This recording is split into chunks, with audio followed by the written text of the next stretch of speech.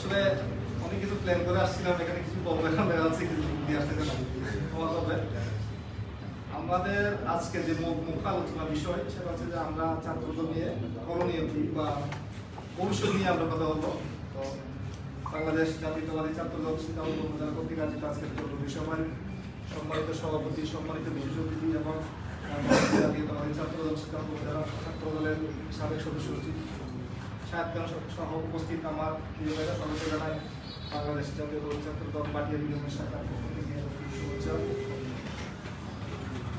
একটা সময় যখন বাংলাদেশের জন্য ফেসিবাদী বিরোধী আন্দোলন হচ্ছিল, পাটিয়া দিকে